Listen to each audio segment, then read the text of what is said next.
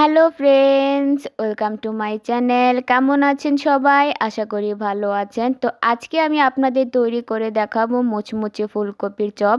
এখন যেহেতু প্রচুর ফুলকপি পাওয়া যায়, এই ফুলকপি দিয়ে কিন্তু দারুণ সুন্দর চপ তৈরি করে নিতে পারবেন। চপ তো অনেক রকমেরই খেয়েছেন, তবে এইভাবে ফুলকপির চপ তৈরি করে দেখুন, একেবারে সেরা স্বাদের হবে। চায়ের সাথে খাওয়ার জন্য মাত্র 10 মিনিটে ফুলকপির এই মুচমুচে চপ বানিয়ে দেখুন। একদিকে চা বসিয়ে আরেকদিকে এই চপ ভেজে নিতে পারবেন। বানানো এত সহজ আর একদমই অল্প সময়ে ঝটপট তৈরি হয়ে যায়। আর এই চপ একবার খেলে বারবার খেতে ইচ্ছে করবে, একটা দুইটু খেয়ে তো মন ভরবেই না। তো আমি এই রেসিপিটি আপনাদের আজ সহজভাবে তৈরি করে দেখাবো, আশা করছি আপনাদের ভালো লাগবে। তাহলে চলুন স্টার্ট করা যাক। তো ফুলকপির চপ তৈরি করতে আমি এখানে নিয়েছি একটা মিডিয়াম সাইজের ফুলকপি। আপনারা ছোট নয়তো বড় যে কোনো সাইজের ফুলকপি নিয়ে নিতে পারেন। প্রথমে আমি ফুলকপিটাকে ভালো করে ধুয়ে তারপর ছোট ছোট চপ করে কেটে নেব। তো এখানে আমি ফুলকপিগুলোকে ছোট ছোট চপ করে কেটে নিয়েছি। দেখুন কতটা ছোট রেখেছি, ঠিক এইরকম ছোট ছোট করে কেটে নিতে হবে। এখন চুলার মধ্যে আমি একটি প্যান বসিয়ে তাতে দিয়ে দিচ্ছি তেল। তেলটা গরম হয়ে আসলে এখানে দিয়ে দিচ্ছি একটা তেজপাতা। তেজপাতাটাকে আমি মাঝখান দিয়ে চিড়ে দিচ্ছি। আর দিয়ে দিচ্ছি হাফ টিস্পুনের মতো 5 ফোড়ন। এখন এটাকে আমি কয়েক সেকেন্ডের জন্য ভেজে নেব। তো এটা কয়েক সেকেন্ড ভেজে নিয়েছি। এখন এখানে দিয়ে দিচ্ছি আমি আদার পেস্ট। আমি 1 চা চামচের মতো আদার পেস্ট দিয়েছি। এটাকেও আমি কয়েক সেকেন্ডের জন্য ভেজে নেব। এখন এর মধ্যে যে ফুলকপিগুলোকে আমি চপ করে কেটে রেখেছিলাম সেগুলোকে দিয়ে দিচ্ছি। তারপর দিয়ে দিচ্ছি সামান্য পরিমাণ হলুদ আর সামান্য লবণ। এখন এগুলোকে ভালো করে নেড়েচেড়ে মিশিয়ে নেব।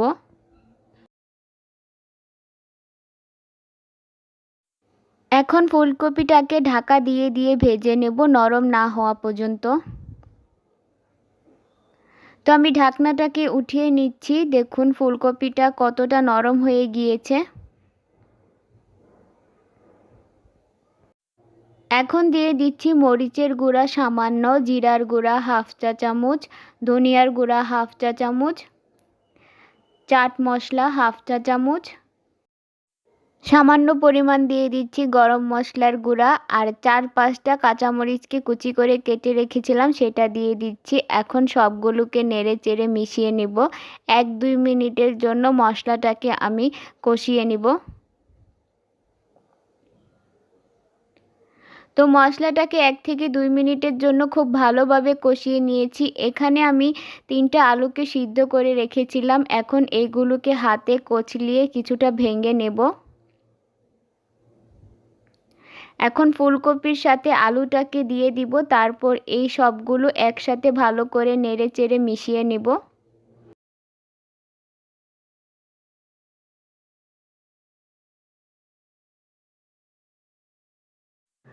তো এগুলো খুব ভালোভাবে মিশিয়ে আমি 1 থেকে 2 মিনিটের জন্য ভাজা ভাজা করে নিয়েছিলাম। এখানে নিয়েছি কয়েকটা ধনিয়া পাতা কুচি। এখন এটাকে দিয়েও আমি সবগুলোর সাথে ভালো করে মিশিয়ে দেব। তো ফুলকপির চপের জন্য এই পুরটা আমার একদমই রেডি হয়ে গিয়েছে। এখন এটাকে আমি একটা প্লেটের মধ্যে উঠিয়ে নিচ্ছি। এভাবে ছড়িয়ে দিচ্ছি, তাহলে এটা হালকা ঠান্ডা হয়ে যাবে তাড়াতাড়ি। এখানে নিয়েছি একটা বাটি। এখন আমি একটা ব্যাটার তৈরি করে নিব। তো তার জন্য এখানে দিয়ে দিচ্ছি 4 চা চামচ আটা, 3 চামচ দিয়ে দিচ্ছি কর্নফ্লাওয়ার, আর লবণ দিয়ে দিচ্ছি স্বাদ মতো। এখন এই শুকনো উপকরণগুলোকে প্রথমে আমি মিক্স করে নেব। এখন একটু একটু করে জল দিব আর একটা ব্যাটার তৈরি করে নিব। তো জলটা আমি একসাথে দিচ্ছি না, একটু একটু করে দিচ্ছি। তো ব্যাটারের কনসিস্টেন্সিটা এমন হবে, বেশি পাতলাও না বেশি ঘনও না। তো আমার ব্যাটারটা একদম রেডি হয়ে গিয়েছে। এটাকে আমি সাইডে রেখে দিচ্ছি।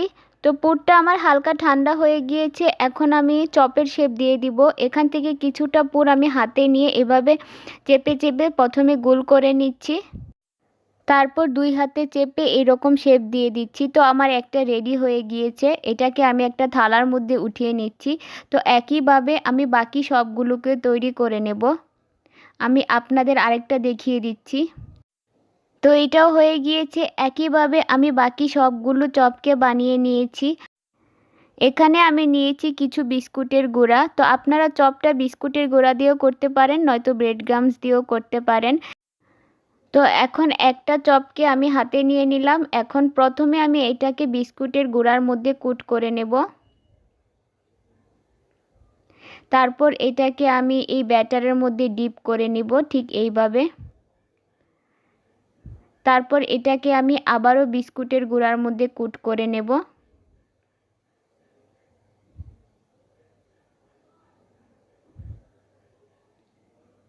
তো দেখুন আমার একটা চপ রেডি হয়ে গিয়েছে। সেমভাবে আমি আরও একটা করে দেখিয়ে দিচ্ছি। প্রথমে বিস্কুটের গুঁড়ার মধ্যে কোট করে নিলাম, তারপর এই ব্যাটারের মধ্যে ডিপ করে নিচ্ছি। এখন এটাকে বিস্কুটের গুঁড়ার মধ্যে আবারও কোট করে নিচ্ছি। এভাবে আমি বাকি সবগুলোকেও বানিয়ে নিব। তো সবগুলো চপকে আমি এইভাবে বানিয়ে নিয়েছি। এখন এগুলোকে আমি ভেজে নেব তেলের মধ্যে। চুলায় একটি কড়াই বসিয়ে তাতে দিয়ে দিচ্ছি পর্যাপ্ত পরিমাণ তেল।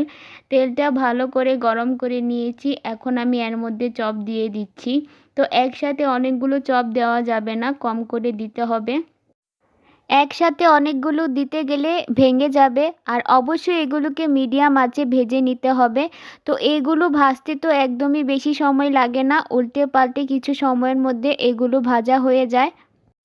তো চপগুলো আমার ভাজা হয়ে গিয়েছে, দেখুন কত সুন্দর একটা কালার চলে এসেছে। এখন এগুলোকে আমি প্লেটে উঠিয়ে নিচ্ছি। একইভাবে আমি বাকি সবগুলো চপকেও বানিয়ে নেব।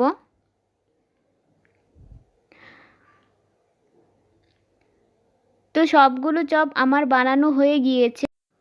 রেডি হয়ে গেল ভীষণ স্বাদের মোচমুচে ফুলকপির চপ। বাড়িতে অবশ্যই একবার হলেও বানিয়ে দেখবেন। যেমন সহজ তার থেকে অনেক বেশি মজার খেতে, একেবারে অল্প সময়ের মধ্যে ঝটপট তৈরি হয়ে যাবে। তো আমার আজকের এই ফুলকপির চপের রেসিপিটা আপনাদের কেমন লেগেছে আমাকে কমেন্ট বক্সে জানাবেন।